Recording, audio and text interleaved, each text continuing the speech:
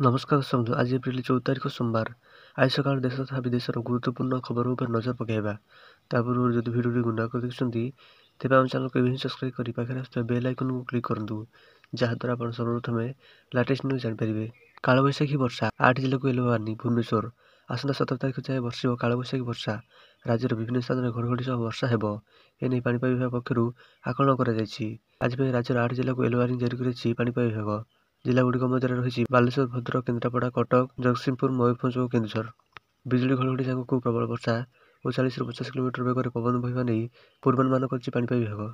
सेहीपरि पुरी खोर्धा नयगढ़ गंजाम गजपति मालकानगिरी कोरापुट रायगड़ा बालेश्वर भद्रक जाजपुर केन्द्रापड़ा कटक जगतसिंहपुर और मयूरभंजर गोटे किंबा दुईटी स्थान हालुका किंबा मध्यम धरणर वर्षा समेत वज्रपात होबार संभावना रही। तेज आसंता 17 तारिख जाए एभली स्थिति लगी रहिबो जहाँफल तापमात्रा 2 ରୁ 3 डिग्री कमिबा नहीं पाणीपाग विभाग पूर्वानुमान करछि। स्टेट बैंक ऑफ इंडिया ग्राहकों पाई एक बड़ सूचना बैंक रे टंका जमा करबा और बाहर करबा बदलिला नियम जानतु संपूर्ण खबर।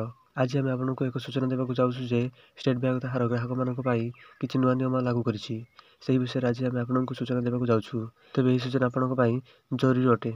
यह केवल स्टेट बैंक नुहे बरम ऑनलाइन समस्त बैंक रे मध्य लागू हेबो। बैंक रे टंका जमा करबा और बाहर करबा पाई नियम परिवर्तन होइछि। तेबे एसबीआई लेनदेन क्षेत्र में किछि नियम परिवर्तन करिछि। यह ग्राहक मानक आर्थिक सुरक्षा को नजर रखी कर नियम अनुसार जार आकाउंट से व्यक्ति निजे उपस्थित न रहिले केही भी तार खाता टंका जमा करें नहीं एमती कि से बापा हो कि पुओ से निजे निज खाता रखिपारे किंतु अन्य खाता नुहे जार खाता होइथिबो से निश्चय उपस्थित रहा दरकार। तेबे ऑनलाइन ट्रांजैक्शन द्वारा कौन व्यक्ति टंका बाहर करें बा डिपोजिट करें किंतु बैंक को गले नियम पालन करने को। तेबे केवल एतिक नुहे आहरी अनेक नुआ नियम होइछि जेमिति कौन एसबीआई खाता निज अकाउंट द्वारा जिते टंका चाहिए से जमा करें। एसबीआई एटीएम रु अनलिमिटेड थर फ्री ट्रांजैक्शन करें कौन चार्ज कटो ना। यह व्यतीत आगु दिन को 40,000 टंका एटीएम रु बाहर करा किंतु एबे 20,000 कर दि जाइछि। बड़ आकलन 3 मास जाए हेब धूलीझड़ वर्षा पर एवं ग्रीष्म ऋतु आसीगलानी उत्तर भारत दक्षिण पर्यंत पागरे यथेष्ट गरम अनुभूत हो पारे। तापमात्रा निरंतर वृद्धि पाउछि एवं एबे एपरि पागरे धूलीझड़ साधारण कथा जेतेबेले पाग खराब हुए प्रबल धूलीझड़ हुए एवं तापर केतेबेले वर्षा मध्य हुए सेही परिवर्तन साधारणतः देखा होछि।